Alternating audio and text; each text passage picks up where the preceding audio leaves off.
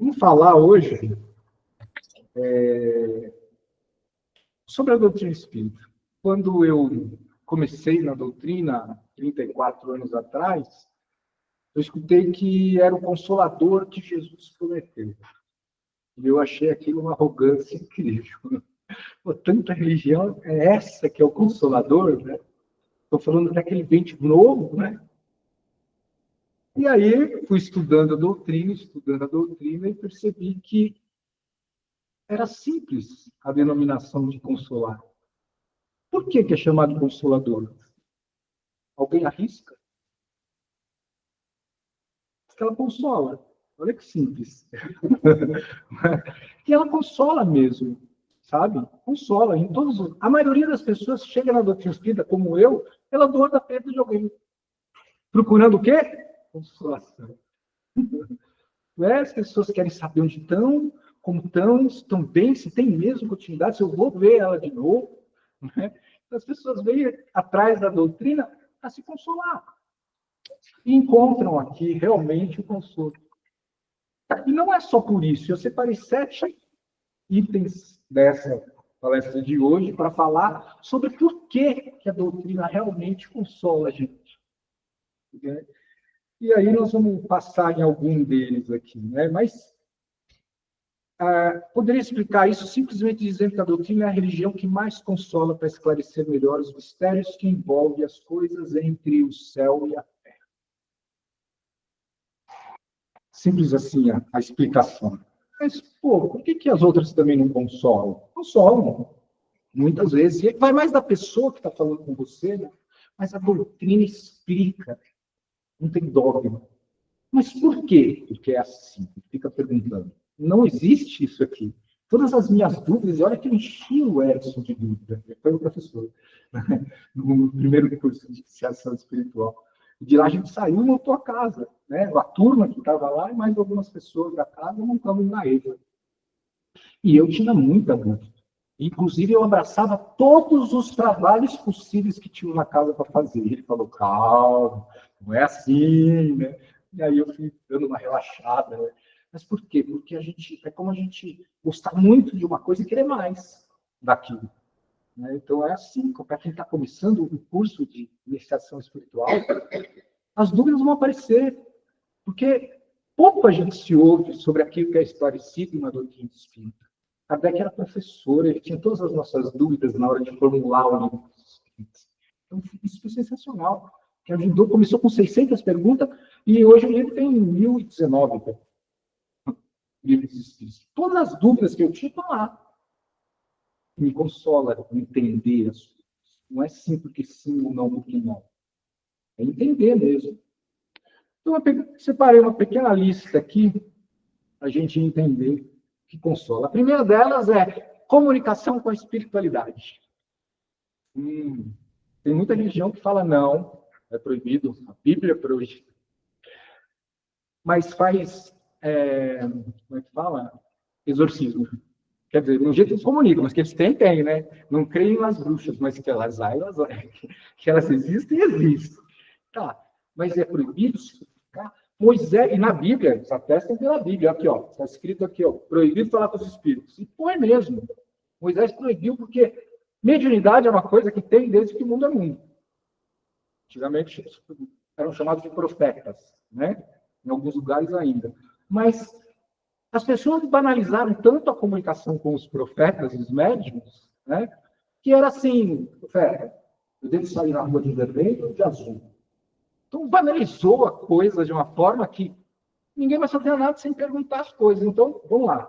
Vamos botar ordem na casa aqui, vamos parar com esse negócio de ficar comunicando.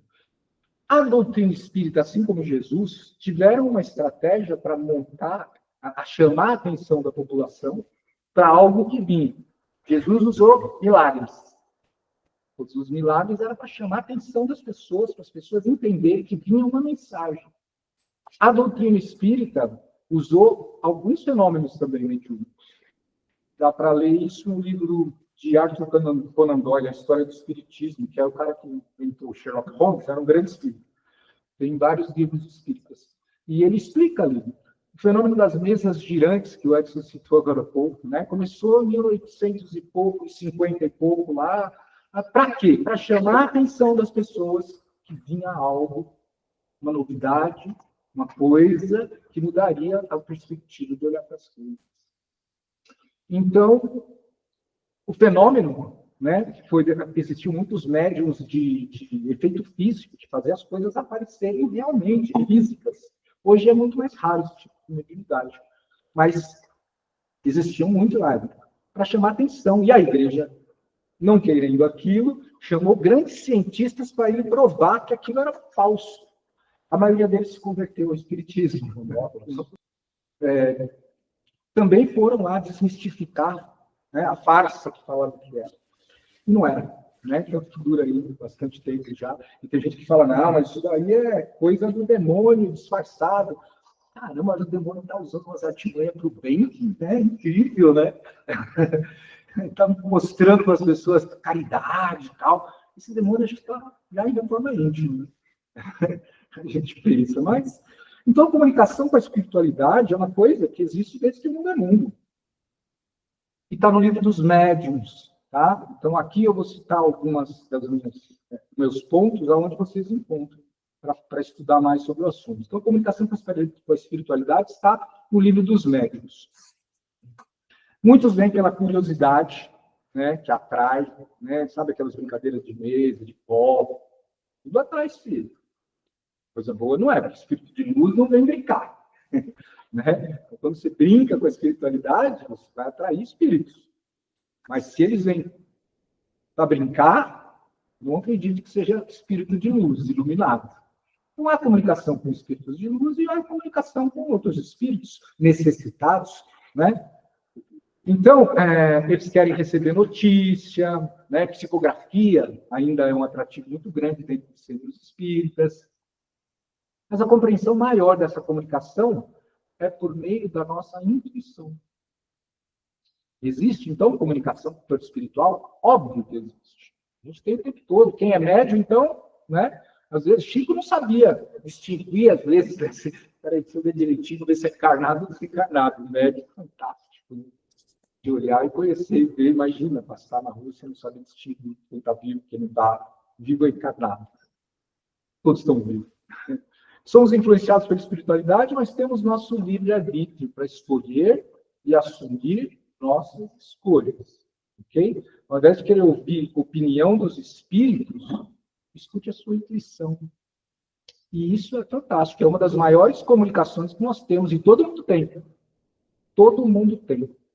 Se você consegue se colocar numa situação em que eu tenho que decidir sobre isso e isso, como eu me sinto nessa escolha? E escuta o seu coração. E nessa escolha? Siga a sua intuição. Normalmente, o seu mentor está por trás dela. Né? Mas você tem livre-arbítrio. Você pode se sentir bem aqui e falar, mas eu quero essa, que é mais legal. Tudo bem. Deve sofrer um pouquinho, mas depois alinha de novo. É assim que funciona. Então, comunicação com espiritualidade é uma coisa, um objeto, ou não, é algo que tem em religiões espiritualistas. Né? Então, Umbanda tem, Candomblé tem, Espiritismo tem. Então, religiões fazem uma salada muito grande com isso. Espiritismo é um termo criado por Allan Kardec. Então, as outras religiões são espiritualistas, que há comunicação com espiritualidade. Está tudo bem. Tá?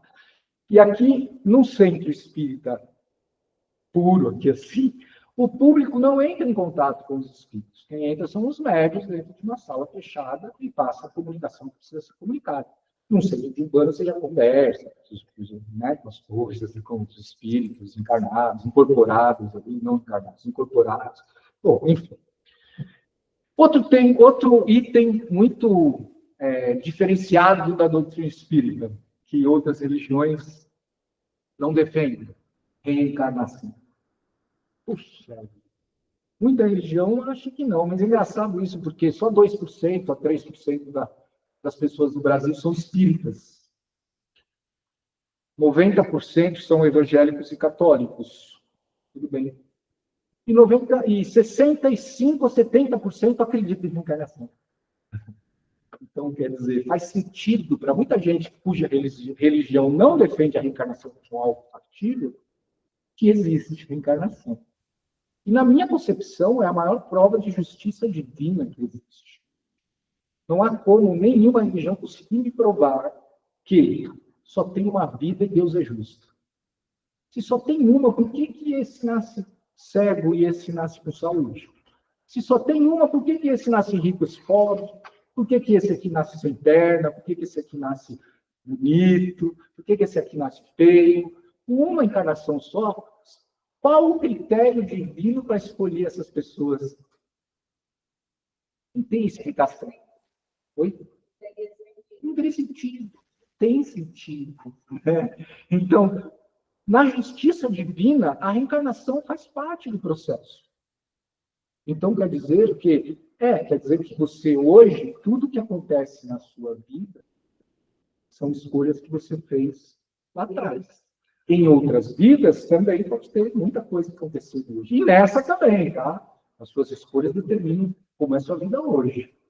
Não tenha dúvida disso. Reencarnação, está falando no Livro dos Espíritos, e no Céu e Inferno fala alguma coisa também, né, bastante sobre reencarnação. Então, a reencarnação é um diferencial da doutrina espírita que consola. Quando você entende isso, você se consola. Nossa, vou ter outras vidas. Olha só outra coisa que consola, que nem está na minha lista aqui.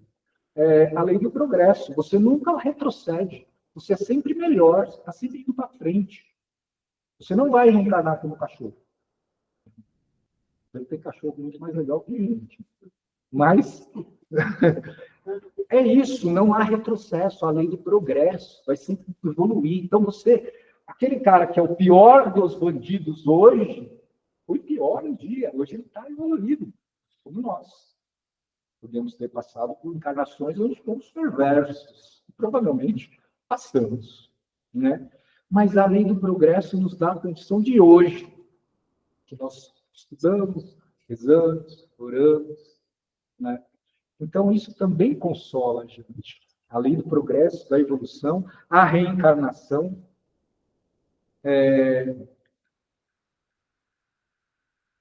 Qual seria a justiça divina de uma pessoa, né, nascer com paralisia cerebral? Ele só tem uma vida, ele nasce com paralisia cerebral.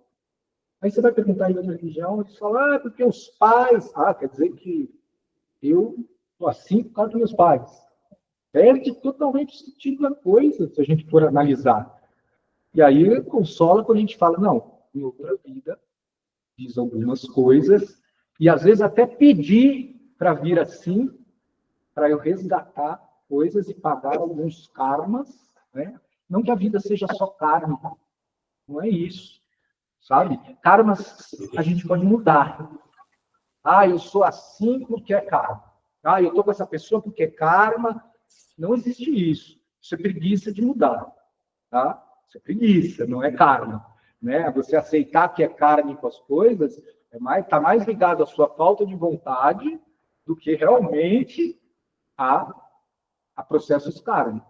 E karma pode se mudar a qualquer momento.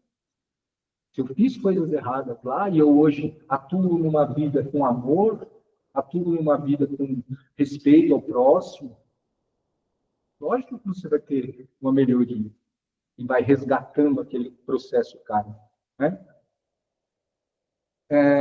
Como que um Deus de amor, nós vamos falar disso num dos itens meus aqui, como um Deus de amor pode culpar as pessoas?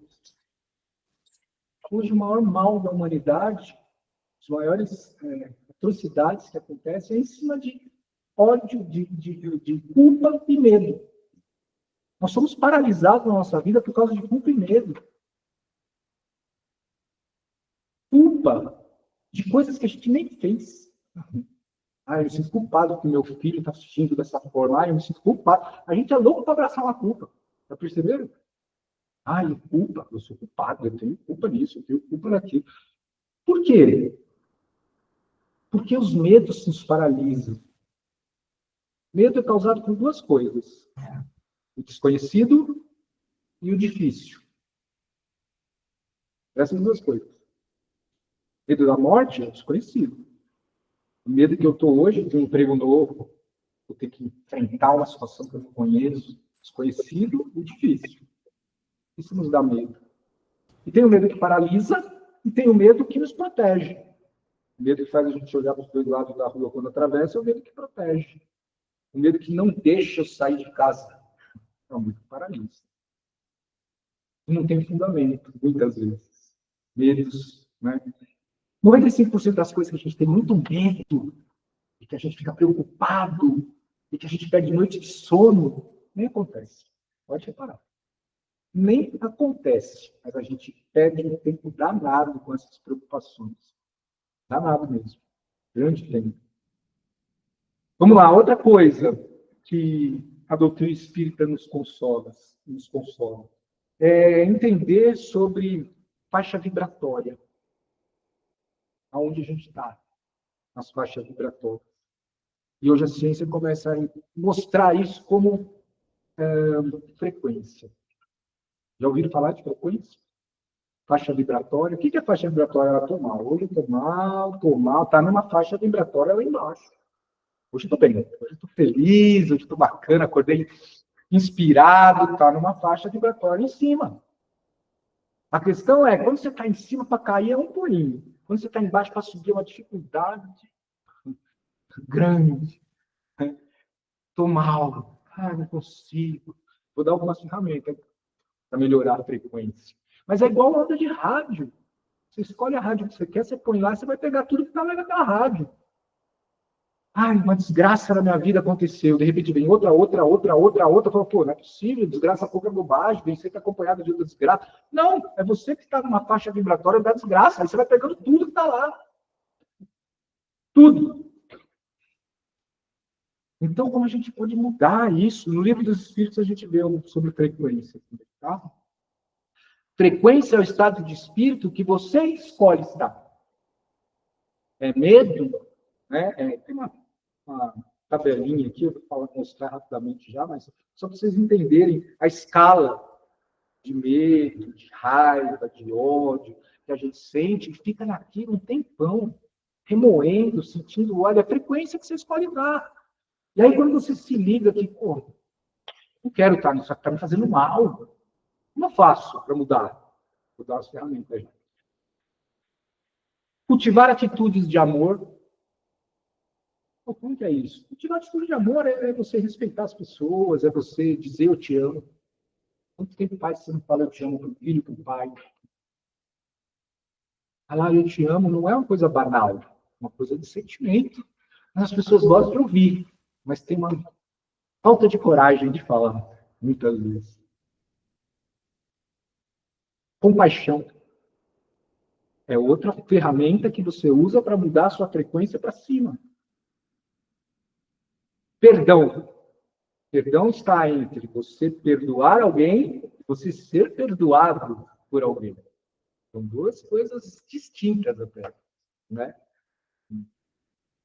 Perdão pode fazer parte da outra pessoa, mas está sempre em você a decisão de perdoar. Né? Perdão não é fácil quando as pessoas fizeram coisas inadmissíveis a gente. Fácil perdoar. Mas ser perdoado também não é. Às vezes é mais fácil você perdoar, tá bom, eu perdoo. Porque você está em cima, né? Do que falar, você me perdoa, porque aí você está embaixo, né? Mas as duas coisas fazem parte do seu crescimento moral e espiritual. Perdoar e ser perdoado. Assim como dar e receber são faces da mesma moeda.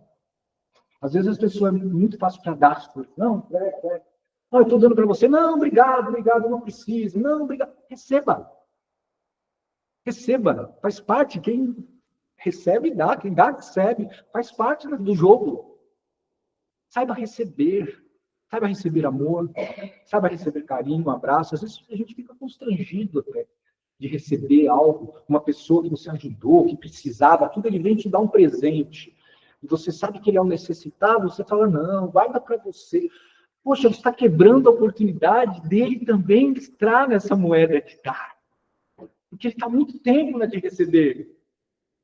Receba. Aprenda a receber as coisas também, porque faz parte do mesmo jogo. E aqui tudo bem? Ora. Respeito ao próximo. Falar bom dia no elevador. Falar bom dia para o lixeiro, para o padeiro, para o açougueiro, para o dono da banca de jornal. Não custa para todo mundo, né? Falar bom dia, falar oi, isso além de ser uma forma educada, né, faz bem para as pessoas. Eu brinco com minhas filhas, todo mundo tem um superpoder. Uma tirinha que eu vi uma vez, e eu falo, olha o meu superpoder. Né? A tirinha falava assim, era um cara com chapéu, e o pai fala para a filha, filha, olha o meu superpoder. Quero ver. Aí o cara para de chapéu e fala, cara, muito maneiro o seu chapéu. E o cara fala, pô, obrigado, valeu, está sorrindo. Viu meu superpoder?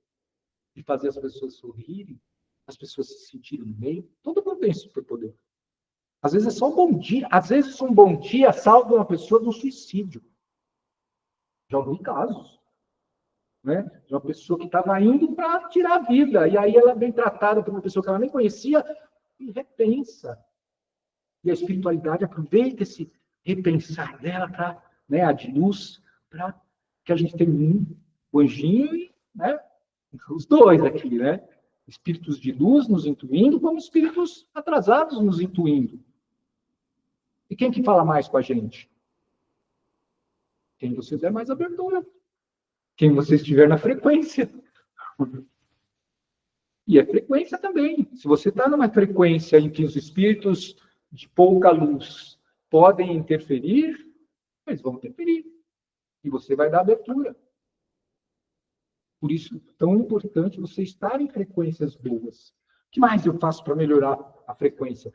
Praticar a gentileza. Essa é uma que é uma filosofia de vida para mim. Todo dia eu tenho que fazer uma gentileza. Vai sair na rua. Não, elas aparecem, pode ficar tranquilo. Aparece para você fazer essas gentilezas e sente. No trânsito, falar, não, pode passar, por favor. Gentil. Olha que diferença. Falar de trânsito aqui, ainda bem que ninguém tem problema, né? Eu tive muito. Hoje, tranquilaço. Tranquilo, entendo. Às vezes tem os caras, mas eu, cara. Hã? Você vendeu o carro. Vendi o carro. Então, não tem mais problema. Mas aconteceu. Eu pedi a Deus uma vez. Eu falei, cara, eu preciso de uma ajuda porque eu me descontrolo no trânsito. Deu uma semana, roubaram meu carro. Você não sabe, pedir é problema seu. Eu resolvi o seu problema. Entendeu? E foi isso que aconteceu mesmo. Fiquei sem carro um tempo, refletindo sobre a situação. Hoje está tudo bem. Mas é isso, não vale a pena perder um neurônio por causa de uma briga no trânsito com alguém que você nunca viu na vida. E às vezes ele está com a razão e você não. Ah, não, mas ele que me fechou. Cara, ele está indo socorrer a mãe que ligou para ele desesperada. Você não sabe o que está acontecendo. Então, não queria saber. Só não haja de uma forma animalesca, né? Praticar gentileza. É algo que está à mão de todo mundo. É só se policiar para fazer. Todos os dias eu tenho que fazer uma gentileza. Hoje eu fiz duas. No trânsito, a outra foi no meu prédio. Mas faça gentileza, você vai ver que o mundo começa a melhorar. Imagina todo mundo praticando gentileza. Como seria a humanidade? Né? Outra coisa que você pode fazer para você subir a sua frequência, escuta ativa, escutar as pessoas. Ouvir as pessoas que elas têm para falar, mas não precisa ouvir para discutir e mostrar quem está certo ou errado, ou se aquela pessoa está errada. Às vezes é só ouvir mesmo. Conselho nem sempre é legal. E às vezes as pessoas precisam só ser ouvidas mesmo. Você não precisa falar nada. Tem gente que você fica ali, e no fim você fala, é isso aí. Ela vai sair feliz, ela diz, nossa, tive uma conversa tão grande com aquele meu amigo, me ajudou tanto, e ele só fez, você está certo.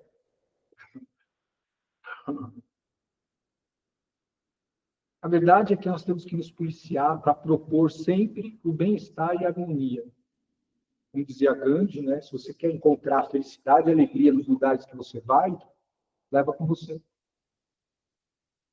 Simples assim. A escolha de uma boa frequência ou de um estado de espírito bom está diretamente ligada à prática do bem. E aí entra a doutrina espírita consolando, falando, puxa, prática do bem, caridade, que tem um monte de oportunidade de fazer a caridade, de ajudar pessoas. Na rua tem também um monte. Aqui é mais direcionado. Mas as oportunidades de fazer o bem estão todo dia na nossa frente. Basta a gente querer ser um pouco mais sociável, querer fazer mais amigos, sorrir um pouco mais. Tudo isso nos leva a frequências melhores. E é aquilo que eu falei agora há pouco. Você está lá em cima, para cair é um assunto, uma palavrinha se derruba. Mas para subir é tudo só que tem que fazer. É rezar, é meditar. Aliás, a meditação começa a fazer parte, mais, cada vez mais, cada dia mais, da vida das pessoas. É tão necessário. Quando você ora, você fala com Deus. Quando você medita, Ele fala com você.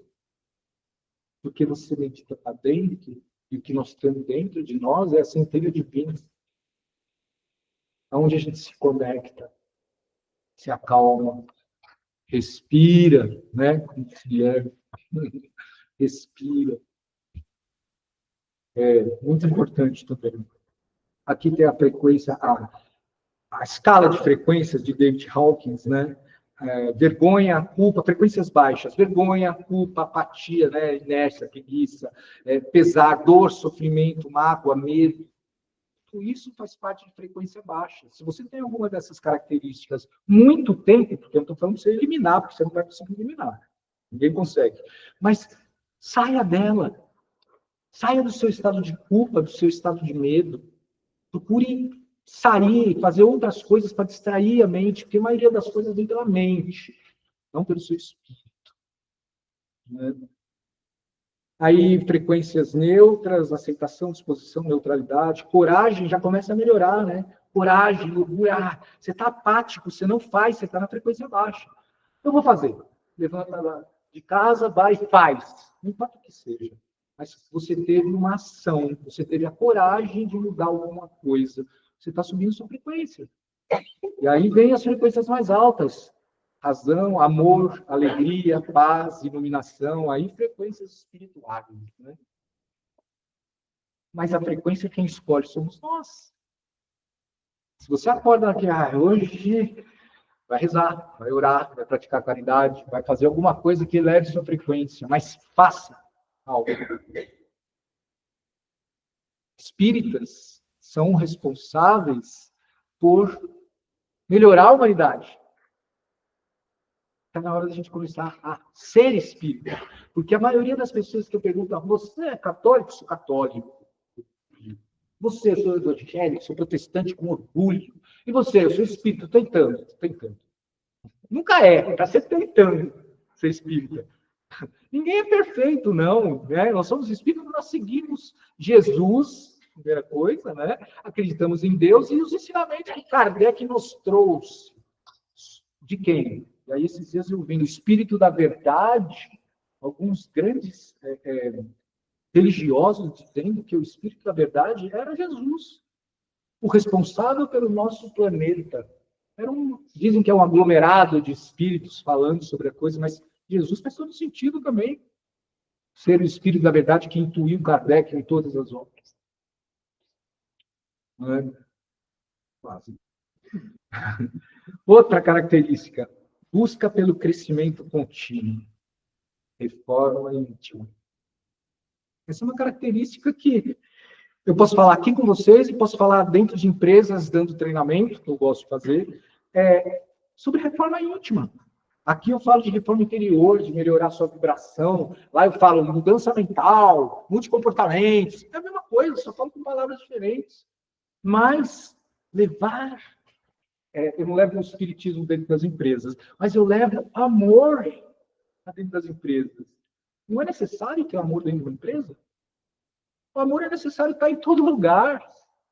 Todos os lugares é necessário que tenha amor. Aonde não houver amor, não se demore lá. uma música. Fantástico, por sinal. Busca pelo crescimento contínuo. O livro dos Espíritos você vai achar bastante coisa, né? Mas conhecimento te faz crescer. Mas a prática te faz evoluir. Tem uma diferença aí de uma coisa para outra. Crescer é individual, prática é coletiva. Né? A diferença entre crescer e evoluir está na profundidade da transformação.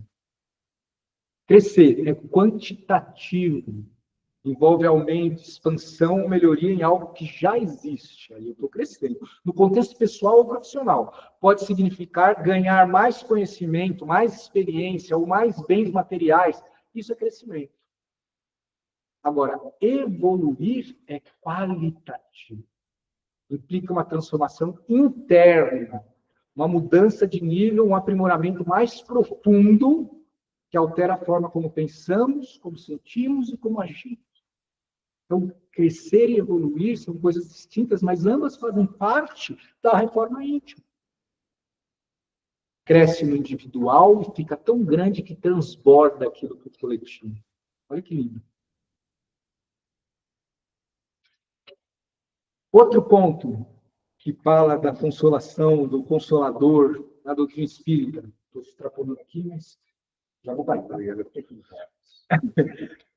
O conceito de céu e inferno. Isso é maravilhoso, isso consola demais a gente. Está no livro Céu e Inferno, isso, tá? Mas, por quê? Porque é o seu estado mental que define seu céu e seu inferno. Não é um lugar físico. E isso, quando você entende, faz muito mais sentido do que ficar na espera de será que eu vou para o céu? Será que eu vou para o inferno? Será que eu vou para o céu? Será que eu vou para o inferno? Isso é desesperador. Sabe, irmão, mas eu errei, eu cometi um erro. Será que esse erro dá para recuperar ou eu já estou garantido no inferno? Então, e aí, como é que fica? Você já está garantido? Pô, então dança, parei. Não, você está em processo de crescimento. Céu e inferno é estado mental. Tem gente que vive o inferno vivo, não precisa nem morrer. Está vivendo aqui inferno. Tudo está ruim, tudo está péssimo, reclama o tempo todo. Né? Reclamar é falta de vida. Reclamar o tempo todo. Né? Reclamar é o contrário de abundância. Vamos falar um pouco disso. Não vou. Vou deixar passar aqui. Vamos lá, tem mais um ou dois aqui, eu vou encerrar. De onde eu vim e para onde eu vou. Olha como isso consola a gente. Não é desesperador falar, pô, eu não sei de onde eu vim, o que eu estou fazendo aqui e para onde eu vou quando eu morrer. É desesperador. Mas a doutrina esclarece isso tudo. E isso consola demais. Na Gênesis vocês vão ver sobre isso. Não é um consolador, não é consolador entender esse ciclo das coisas? Não ajuda a gente a ter mais tranquilidade? E vou dizer mais, se eu estiver errado, e se a doutrina estiver totalmente errado, eu passei essa vida inteira ainda aliviado. Que é muito melhor viver aliviado que viver na preocupação, não é? Então, escolha viver aliviado. Né? Lei do progresso, lei de ação e reação, são coisas ligadas à doutrina espírita que nos consolam. E a última, mas não menos importante, Deus de amor. O Deus da doutrina espírita é um Deus de amor. Não é um Deus que pune. Não é um Deus punitivo que fala, você pecou? Aguarde o dia do juízo. Estou te esperando lá. Deus falando isso? Não tem sentido nenhum um Deus que criou o amor ser um cara punitivo, que castiga as pessoas. Deus e castigo não pode estar na mesma frase, nunca. Não existe essa possibilidade. Se você acredita num Deus que te pune, você desconhece o Deus verdadeiro. Tem um intermediário aí se passando por Deus. Mas não é o Deus que criou o amor. Que entende, como criou a todos nós também, entende as nossas limitações e nem se ofende com isso. A mesma coisa que você se ofender com um bebê que derrubou um copo de água. Você não vai lá e fala, você não pode fazer. Não, ele não tem consciência do que ele está fazendo. É pequeno. É assim que Deus age com a gente. Ele sabe que nós não temos consciências e que somos ainda pequenos diante da vida que nós temos. mas que estamos em evolução e que somos criação dele, portanto, por que ele se ofenderia? Se um pai perdoa um filho aqui na Terra, porque Deus, que criou o amor, não perdoa. Faz sentido. Concorda, não? Não concorda, pode falar também. Mas é isso. Eu acho que eu vou deixar mais coisas para a semana que vem. Devia ter criado um suspense, né? Que é para vocês voltarem. Mas assim, Deus de amor, vou falar um pouco mais disso também, concluir isso tudo, né? Mas tem mais alguns pontos que eu quero falar. Por que a doutrina consola? E por que vem crescendo tanto também? Porque as pessoas começam a entender melhor o que faz sentido e o que não faz. E começam a entender que Deus é amor. Não pode ser coisa diferente disso. Ok? Muito obrigado.